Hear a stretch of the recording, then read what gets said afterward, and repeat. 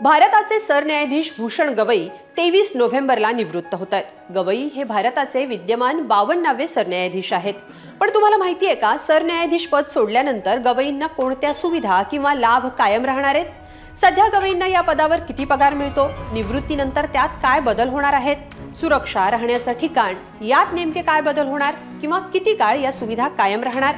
आणि सगळ्यात महत्त्वाचं, सरन्यायाधीश हे पद सोडल्यानंतर त्या व्यक्ती म्हणजे आता गवई पुढे काय करतात आणि आता गवईंनी त्याबाबत काय ठरवलंय, सगळं सविस्तर पाहूया या व्हिडिओतून। नमस्कार, मी स्वाती पाटील, लोकमत.com वर आपलं स्वागत आहे। भूषण रामकृष्ण गवई हे सध्या भारताचे सरन्यायाधीश आहेत। सरन्यायाधीश हे देशातलं सर्वोच्च पद आहे। धनंजय चंद्रचूड निवृत्त झाल्यानंतर गवई या पदावर नियुक्त झाले।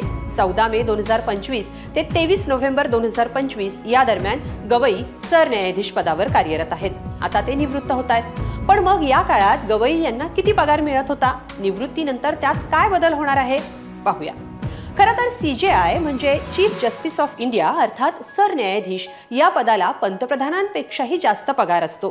त्यानुसार गवईंनाही दरमहा 2,80,000 रुपये इतका पगार मिळतोय, जेव्हा की पंतप्रधानांना दरमहा 1,60,000 रुपये मूळ वेतन मिळतं। निवृत्तीनंतर मात्र सुविधा आणि वेतनात सरन्यायाधीशांसाठी बदल होणार आहेत। भारताचे सरन्यायाधीश पद सोडल्यानंतर पेन्शन म्हणजे निवृत्ती वेतन, सरकारी निवासस्थान, सुरक्षा आणि इतर अनेक भत्ते मिळतात।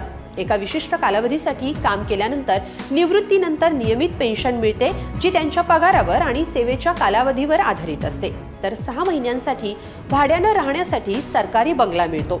मोठ्या आणि विवादास्पद खटल्याचा निकाल दिला असल्यानं सरन्यायाधीश पदावर काम केलेल्या व्यक्तीला काही काळ सुरक्षाही दिली जाते। यासाठी सुरक्षा रक्षक तैनात केले जातात। तसंच टेलिफोन आणि ब्रॉडबँड वापरासाठी दर महिन्याला 4,200 रुपयांपर्यंतची प्रतिपूर्ती आणि इतर अनेक सुविधा या सरन्यायाधीश पदाला मिळतात। ग्राफिक्सच्या माध्यमातून पाहूया सरन्यायाधीश पदाला निवृत्तीनंतर कोणते लाभ मिळतात। माजी सरन्यायाधीशांना दरमहा 70,000 रुपये ते 1,40,000 या दरम्यान निवृत्ती वेतन मिळतं। माजी सरन्यायाधीशांना 6 महिन्यांपर्यंत टाईप 7 मधला सरकारी बंगला भाड्याने मिळू शकतो, जो केंद्रीय मंत्र्यांना मिळतो। माजी सरन्यायाधीशांना पद सोडल्यानंतर पुढच्या 5 वर्षांसाठी एक खासगी सुरक्षा रक्षक मिळतो, ज्याला PSO म्हणजे पर्सनल सिक्युरिटी ऑफिसर म्हटलं जातं। तसंच त्यांच्या घरी 24 तास एक सुरक्षा रक्षक तैनात असणार आहे।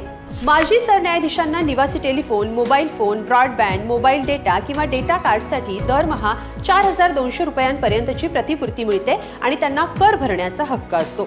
निवृत्तीनंतरही सन्माननीय जीवन जगता यावं यासाठी या पदावर असलेल्या व्यक्तीला अनेक विशेष सुविधा पुरवल्या जातात, ज्या केंद्र सरकार वेळोवेळी नियमांनुसार बदल करत असते।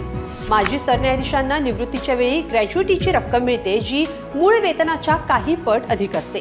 महत्त्वाचं म्हणजे माजी सरन्यायाधीशांना आयुष्यभरासाठी एक ड्रायव्हर आणि एक नोकर दिला जातो, जो त्यांच्या सेवेत कायम असतो। निवृत्तीच्या तारखेपासून 1 वर्षासाठी त्यांना सचिवालय सहाय्य उपलब्ध केला जातो। तसंच विमानतळावर औपचारिक लॉन्जमध्ये स्वागताचा प्रोटोकॉलही माजी सरन्यायाधीशांना मिळतो। यानुसार सरन्यायाधीश भूषण गवई निवृत्त झाल्यावर त्यांनाही निवृत्ती वेतन आणि ग्रॅच्युइटी सारखे फायदे मिळतील। हे झालं सुविधांचं, पण इतक्या मोठ्या पदावर काम केल्यानंतर या व्यक्ती काय करू शकतात आणि काय नाही, हाही प्रश्न महत्त्वाचा असतो। CJI गवई यांनी सरन्यायाधीश पदावरून निवृत्त झाल्यावर कोणतंही सरकारी पद स्वीकारणार नसल्याचं स्पष्ट केलंय। तसंच ते आपलं निवासस्थानही वेळेत रिकामं करणार असल्याचंही त्यांनी स्पष्ट केलंय। अमरावती इथल्या दारापूर या मूळ गावी सत्कारानंतर गवई बोलत होते, त्यावेळी त्यांनी ही माहिती दिली। खरं तर सरन्यायाधीश हे पद सर्वोच्च पद आहे। या पदावर काम केलेल्या व्यक्तींना सरन्यायाधीश म्हणून निवृत्त झाल्यानंतर इतर पदावर नोकरी करणं हा त्या पदाचा अपमान मानला जातो आणि यामुळे निवृत्तीनंतर सरन्यायाधीश कोणत्याही पदावर नोकरी अथवा वकिली करू शकत नाहीत। मात्र निवृत्तीनंतर समाजोपयोगी सेवांमध्ये ते आपला सहभाग नोंदवू शकतात। शिक्षण संस्थांमध्ये ते विद्यार्थ्यांना मार्गदर्शन करू शकतात। कायद्याशी संबंधित एखाद्या प्रकरणात निर्णय घ्यायचा असेल किंवा कायद्यात दुरुस्ती करायची असेल किंवा नवा कायदा निर्माण करायचा असेल तर संबंधित समितीला सरन्यायाधीश मार्गदर्शन करू शकतात। एखाद्या समितीवर ते काम करू शकतात। आता सरन्यायाधीश गवई यांची निवृत्तीनंतर काय योजना असेल हे येणाऱ्या काळात कळेलच। सध्या तरी गवई यांच्यानंतर न्यायमूर्ती सूर्यकांत हे भारताचे सरन्यायाधीश असणार आहेत। ते 24 नोव्हेंबर 2025 रोजी आपल्या पदाची शपथ घेतील।